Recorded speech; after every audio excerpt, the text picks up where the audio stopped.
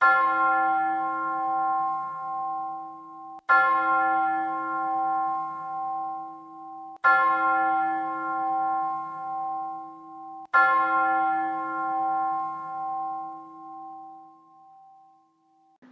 हमारे पिता ईश्वर और प्रभु यीशु ख्रिस्ट की ओर से अनुग्रह और शांति मिले। आमीन। आइए हम मन की तैयारी के लिए प्रार्थना करें। त्रिएक परमेश्वर पिता, पुत्र और पवित्र आत्मा के नाम से आमीन।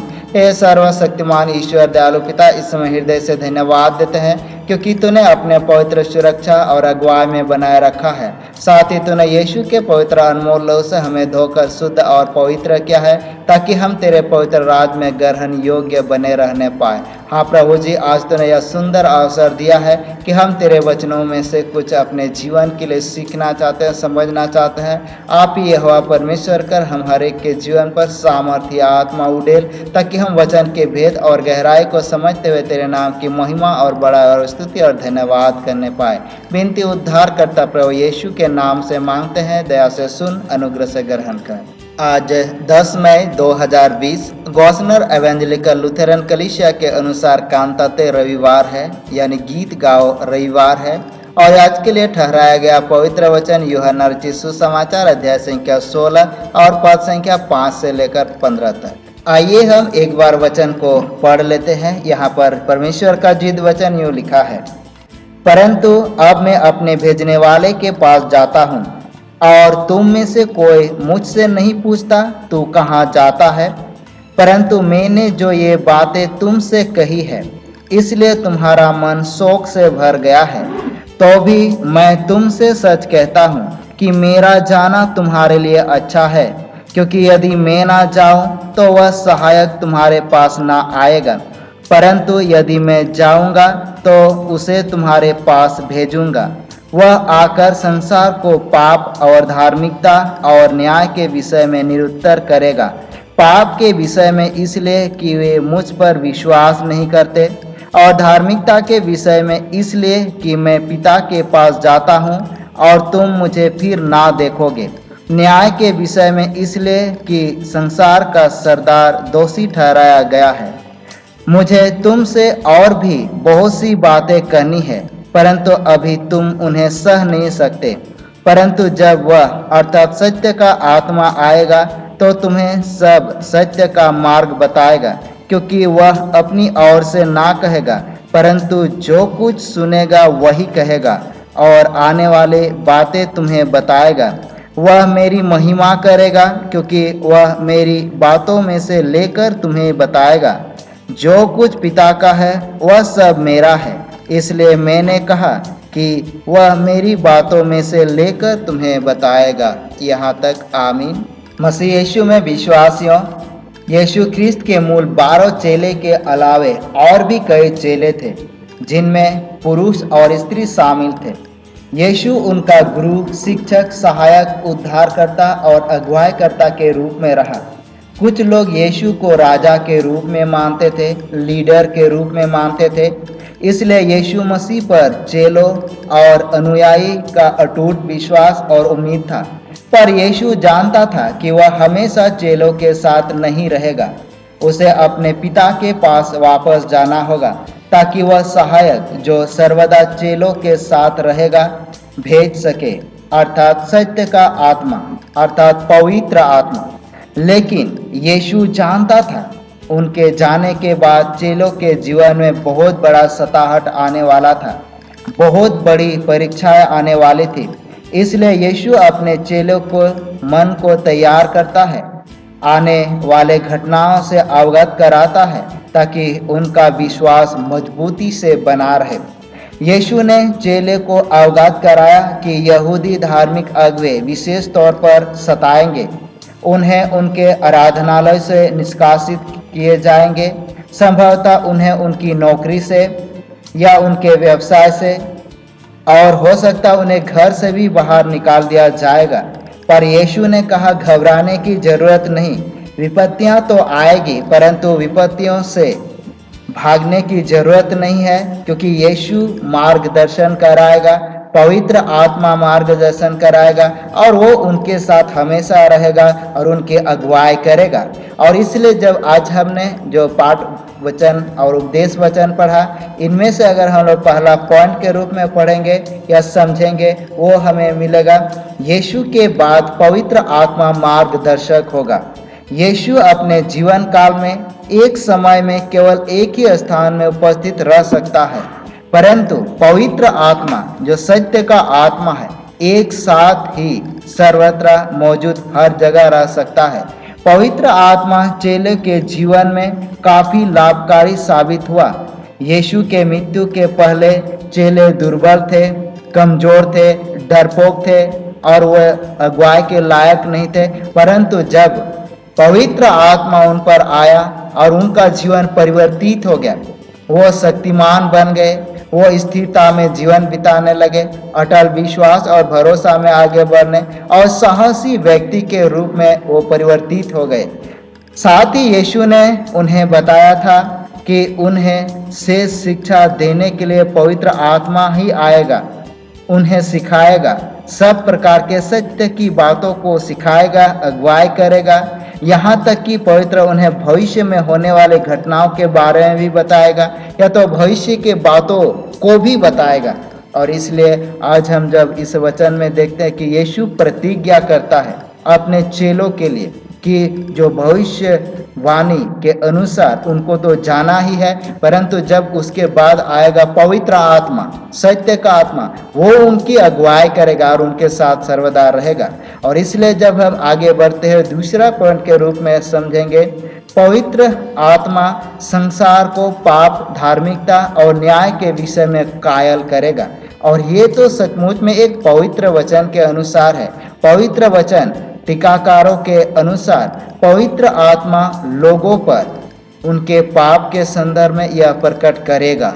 यहाँ तीन विशेष बातों में से पहली बात यह है कि पवित्र आत्मा लोगों पर पापों के संदर्भ में यह प्रकट करता है कि वे पापी हैं, क्योंकि उन्होंने मसीह में विश्वास करने से इनकार कर दिया है। मनुष्य का मौलिक पाप यह है कि वह अपने आप को जीवन का स्वामी बनाता है और जीवन का स्वामी मानता है, परंतु वास्तव में ऐसा नहीं है। यह आत्म केंद्रित स्वभाव या स्वार्थीपन है।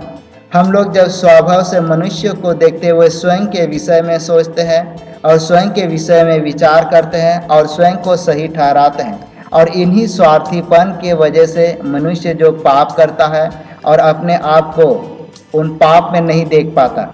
और इसलिए यहाँ चेले के विषय में बताया गया है कि चेले को जब सताया जाएगा, जब चेले को मार डाला जाएगा, तो लोग सोचेंगे कि वो अच्छा काम कर रहे हैं, परंतु वास्तव में वैसा बिल्कुल नहीं है। और इन्हीं बातों से यहाँ पर पवित्र आत्मा लोगों को अपने पापों से अवगत कराएगा और वास्तव में जो उनकी सेवा करेगा वो उन पाप से निकल सकता है, यानी स्वार्थपूर्ण जीवन से वो बाहर आ सकता है। और इसीलिए आज हमें भी चाहिए कि हम पश्चाताप के साथ परमेश्वर को अंगीकार करें, हम यीशु मसीह को अंगीकार करें, क्योंकि हमारा विवेक खुल गया है, क्योंकि हम प्रभु पर विश्वास और भरोसा करते हैं। और ये जो पवित्र आत्मा है दूसरे के विवेक को भी खोलेगा, उनके मन को कायल करेगा, तब वो प्रभु की ओर फिरेंगे। और दूसरी बात के रूप में हम यह देख सकते हैं कि पवित्र आत्मा लोगों को धार्मिकता के संदर्भ में भी यह प्रदर्शित करता है कि मसीह धार्मी है। सही में वास्तव में मसीह एक धार्मिक व्यक्ति है। संसार ने तो यीशु को पापी कहा, परंतु बिल्कुल वैसा नहीं, क्योंकि यीशु धर्मी और प्रमाणित किया गया एक सत्य व्यक्ति है, जिसको हम बहुत सारे वचन में ही पा सकते हैं। और उससे बढ़कर कि वो जीवित होकर स्वर्ग में अपने पिता के पास गया ताकि उन अधूरे कामों को पूरा कर सके, और इसीलिए धार्मिकता के विषय में वो वकालत करेगा। और इसीलिए आज हमें चाहिए, जिस प्रकार यीशु एक धर्मी व्यक्ति था, हम भी धार्मिकता का जीवन बिताए, क्योंकि हर एक मनुष्य पापी है, हर एक मनुष्य पाप करता है और जिसके कारण से संकट, सताहत और कई विपत्ति आती है। परंतु जब हम यीशु पर विश्वास करते हैं, यीशु पर भरोसा करते हैं, उन पर अपना जीवन निछावर करते हैं, तो वो हमें क्षमा करता है और शांति का जीवन देता है। और इसके साथ ही जब हम तीसरी बात के रूप में देखेंगे कि पवित्र आत्मा लोगों पर न्याय के संदर्भ में भी प्रकट करता है। इस संसार के राजकुमार शैतान पर न्याय दंड आ चुका है। यीशु ने शैतान को क्रूस पर से पराजित कर दिया और शैतान का जो बल है उनको नष्ट कर दिया, यहाँ तक कि मृत्यु को भी पराजित कर दिया। और इसीलिए शैतान जो है वो हारा हुआ है, अब वो दोषी ठहराया गया है और उसका कोई जोर नहीं है। परंतु आज बहुत से लोग शैतान से डरते हैं, बहुत से लोग शैतान से घबराते हैं, परंतु हमारा प्रभु जो हमें बचाने वाला वो जय प्रभु है, विजयी प्रभु है। तो हम उस पर भरोसा करें ताकि वो हमारे जीवन को आगे ले जा सके और हम उस पर भरोसा करते हुए जीवन में बढ़ने पाए। साथ ही जब हम तीसरे पॉइंट के रूप में समझेंगे, यहाँ हम लोग पवित्र वचन में जो यूहन्ना रचित सुसमाचार अध्याय संख्या 16 और पद संख्या 5 से लेकर 15, उनमें हमने पढ़ा कि चेले को यीशु संबोधित करता है और इसलिए संबोधित करता है क्योंकि वो ना डरे, उनके पास भय ना हो, परंतु एक विश्वास हो। और इससे पहले जब हम यूहन्ना रचित सुसमाचार 14 से लेकर 16वें अध्याय तक में इन बातों को पाएंगे कि वो भोजन करते समय इन बातों को संबोधित करता है। और इसलिए पवित्र वचन सत्य है। जब हम पहला पाठ वचन में पढ़ेंगे जो दूसरा तिमोथियुस उसका 2:8 से लेकर 13 तक में, वहाँ जब वचन को पढ़ेंगे उनके भेद और गहराई को पढ़ेंगे कि यीशु इस जगत में विशेष योजना के तहत आया था और जब वो अपने योजना को पूरा करता है तो अपने पिता के पास वापस चला जाता है। और इसके बाद पवित्र आत्मा उतरता है जो चेले की अगुवाई करता है, बल देता है, सामर्थ देता है। और इसीलिए ये वचन हमारे जीवन के लिए एक बहुत ही कारगर सिद्ध हुआ।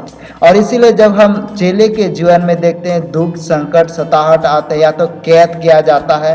आज भी कई मसीही प्रचारक को, कई अगुओं को कैद किया जाता है, परंतु यहाँ पौलुस कहता है कि वचन कभी कैद नहीं होता, क्योंकि पौलुस को कैद किया गया परंतु यहाँ वचन कैद नहीं हुआ, क्योंकि वचन स्वतंत्र है। इंसान को कैद किया जा सकता है, मनुष्य को कैद किया जा सकता है, उनके मुंह को बंद कर दिया जा सकता है, परंतु वचन को कभी कोई कैद नहीं कर सकता, क्योंकि वचन सामर्थ है, क्योंकि यह परमेश्वर का वचन है, यीशु का वचन है। और ये एक शुभ संदेश है कि यीशु मृतकों में से जी उठकर हमारे साथ हमारा न्याय के लिए परमेश्वर के सम्मुख है और वो हमें धार्मिकता दिलाने के लिए वकालत करता है।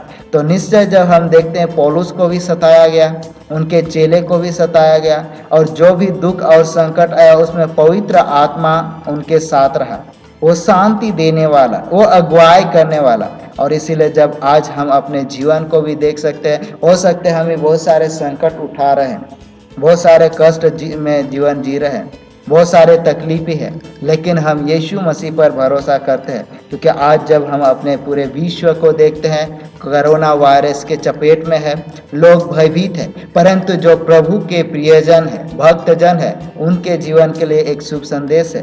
क्योंकि आज अगर हम अपने जीवन को देखें कि जो भी आराधनालय है वो बंद किया गया, जो भी मंदिर है, मस्जिद है, बंद कर दिया गया, परंतु प्रभु यीशु के अनुयायी के लिए एक आनंद का विषय है, क्योंकि हर एक व्यक्ति दिन में कम से कम 4 बार गिरजा करते हैं।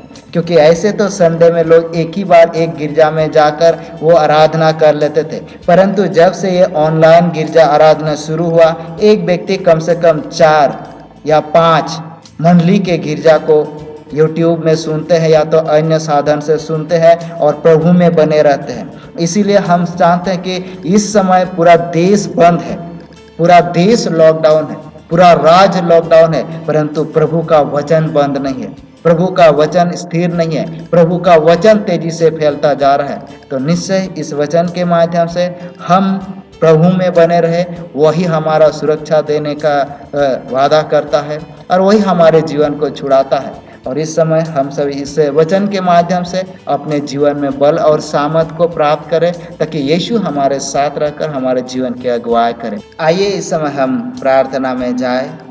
हे जीवित प्रेमी पिता परमेश्वर, इस समय हृदय से धन्यवाद देते हैं तेरे इस महान अनुग्रह के लिए और महान सुरक्षा के लिए और अगुवाई के लिए और हमें पालने के लिए। हाँ प्रभु जी, सचमुच में इस समय हम सभी दुख, कष्ट और संकट में है। हाँ, विभिन्न रूपों से है, परंतु तूने यीशु के सामर्थ्य नाम से हमें अपने पवित्र घेरे में बनाए रखा है, अपने पवित्र राज में बनाए रखा है और पवित्र आत्मा के सामर्थ्य के द्वारा हमें दिन प्रतिदिन के जीवन में अगुवाई करता है, हमारा मार्गदर्शक है और हम अपने जीवन में बल और सामर्थ्य को प्राप्त करते हैं। हाँ प्रभु जी, आज के वचन पर तेरा आशीष और अनुग्रह हो और प्रत्येक सुनने वाले व्यक्ति के जीवन पर तेरा करुणा और आशीष प्रकट हो और उद्धार को प्राप्त करते हुए तुझे महिमा, स्तुति और धन्यवाद देने पाए। विनती उद्धार करता प्रभु यीशु के नाम से मांगते हैं, दया से सुन और अनुग्रह से ग्रहण कर, आमीन। और ईश्वर की शांति जो समस्त ज्ञान से ऊर्ध्व है, ख्रीष्ट यीशु में प्रत्येक के हृदय और मन की रक्षा करे, अब से सनातन लो, आमीन। सबको यीशु सहाय।